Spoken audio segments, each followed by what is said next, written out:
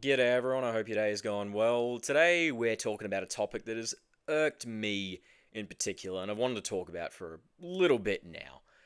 Over the past few months, I've just been seeing so much stuff on X, like, no real specifics, but it's just so draining and tiring to witness. Like, it's so stupid. Nobody can be level headed. Like, people will agree on the broad strokes of a topic, but the second you get to this one specific thing, it just leads to some massive, stupid, unnecessary argument. People either like act cagey and stonewall getting into a substantive conversation, or they'll just completely flip the board, then it explodes way out of proportion. Especially with my generation. Like, bro, I'm 18. Okay, I've seen a lot of this. Just look at the stats for how disagreeable we are. Like, I'll talk, and then some people will, like, get up me on, like, some really specific comment, ignore context, like, the actual meaning, and just nitpick, just go at me for some stupid reason. Like, I don't get it. Or it just happens to other people as well. It is genuinely just stupid, because if you agree so much on something, why the fuck are you burning a bridge, ignoring all these points that you agree on broadly, and instead of being constructive and having a reasoned conversation on the things you do disagree with, you just completely shut them out and act like a retard. Again, I'm not saying that to you specifically listening, but fuck, man. Endless purity spirals get you nowhere. Like, you're just spurging out and being idiotic for the sake of what? Like, nobody focuses on the bigger picture of something. They just zoom in on this very specific thing and hyper focus on that, and then it just leads to a complete train wreck. Apologies if that sounds vague with what I'm talking about, but in these specific spheres, especially politics, especially the right side of politics, there is just so much infighting, and it kind of needs to be whipped into shape. Like, people need to learn to bite the bullet instead of getting hung up on very small things. And I'll get into the more specific parts of this in a sec. I guess you could say the psychology of it. So if you're still listening, I see you're engaged, so I'll continue on. Understandably, people will get emotional, and depending on what it is, they'll feel personally attacked. And then it just leads to this reoccurring cycle of people flinging shit at each other. And then you or the other person may end up digging yourself into a deeper hole, wasting your energy on a fight that doesn't really mean anything. Like, I've seen so many replies to me personally that I'm just like, do I reply? Do I not reply? I won't. Is it really productive at all? Does it benefit a broader goal? In most cases, no. I usually prefer to, like, respond to something with, like, substance, and that's what everyone should do, bringing in actual reason to a conversation. Sticking on point while the other person tries to divert or run cover. And this happens a lot when I've engaged with leftists. Like, I'll talk to them, or I'll see them talk, and you'll start to get them to get onto a train of thinking with you. Okay, they'll start to agree, they'll see the understanding, the reasoning. But then, the second it hits something that contradicts their worldview, they immediately shut off. They start dodging, they start bringing in unrelated topics and points. And then when you finally have them cornered, they'll just start devolving to insults or just completely shut off and leave the conversation. This happens when you bring up the effects immigration actually has on the working class, or you bring up the contradictions of them being pro-gay or being gay themselves, yet they support Islamic groups. It's a worldview that is not based in reality whatsoever. Or then when I'm on the right, I'm pretty right-wing, obviously.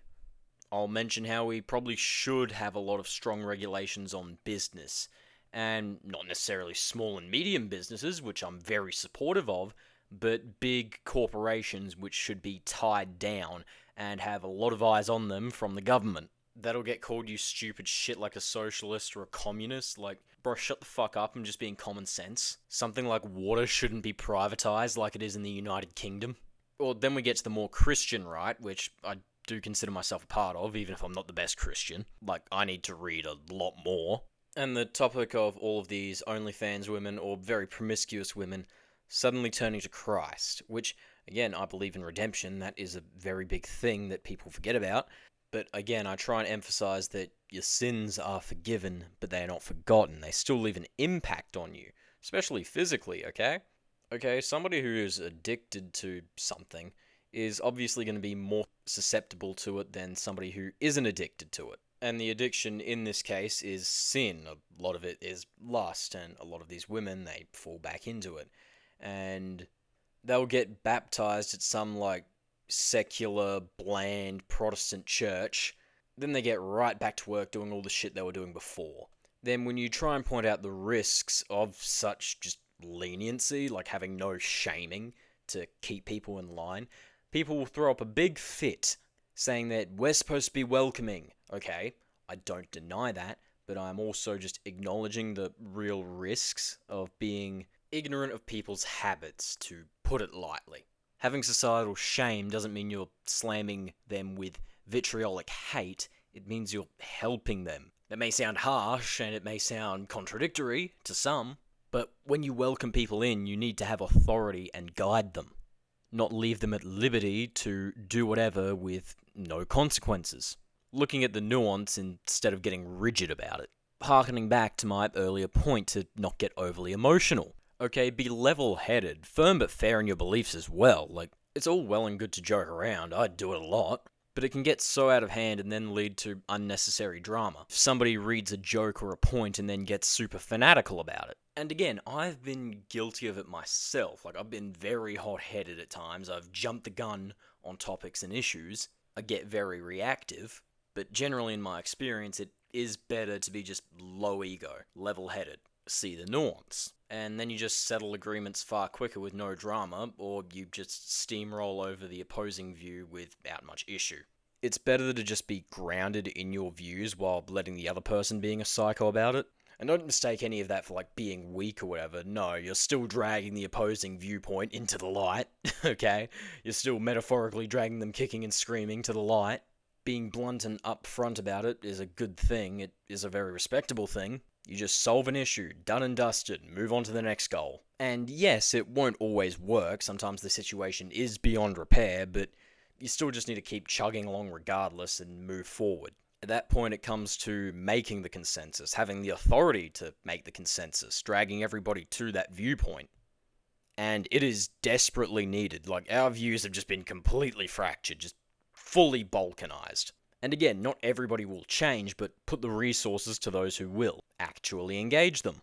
Bottling up reasonable arguments, ignoring them, stonewalling people, will only decrease the chances of an agreement. It turns level-headed people into not-so-level-headed people. There's an opportunity for change, but because of how it's handled, that opportunity is gone. Whatever it is, like be it politics or just simple life stuff, take a step back and look at the facts of it all, then tackle the opposing views with substance, which makes it way easier and funnier to dunk on people since now they've got to actually defend themselves, and just puts you in a much stronger position. Regardless, if you're still here, thank you for listening to my rant.